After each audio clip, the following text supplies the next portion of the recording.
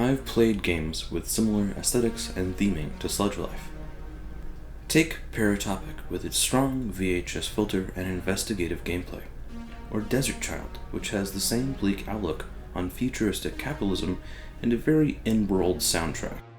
There are many games with very strong theming for that point, and while Sludge Life isn't the best in the game's business, it's certainly the best at what it does. Google has 4 definitions for the word vibe. 1. A person's emotional state. That's not what I'm thinking of. 2. Vibraphone. Moving on. 3. Become inspired by music. It doesn't fit the bill, but the 4th definition does. 4.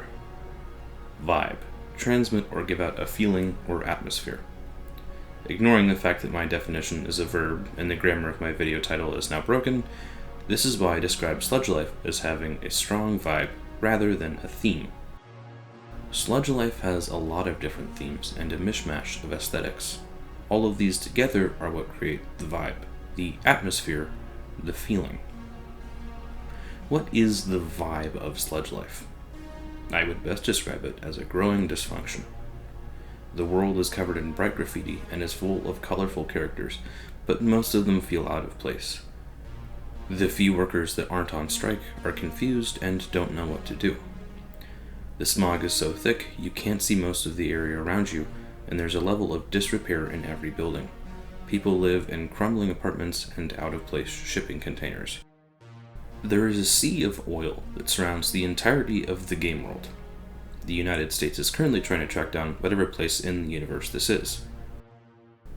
All of this sounds incredibly gloomy, and it can be, but Sludge Life still manages to be an upbeat experience. How is this? The sense of humor, the goofy characters, the graffiti, the music playing speakers that cover every inch of the world. It makes said world feel real, rather than seeing a setting, you're experiencing it. This makes every positive meeting and sight feel much more impactful. Finding a talking cat on top of a building, meeting all of the graffiti taggers. Every once in a while, there's even a character who, despite their circumstances, is still happy. Every aspect of Sludge Life seems custom-made not to serve the game, but to create the experience you will take away from it. Don't get me wrong, it's still a fun game, but I found myself done with the gameplay in a short amount of time. I was still listening to the soundtrack long after I had finished, and the sights I had seen still popped up in my mind.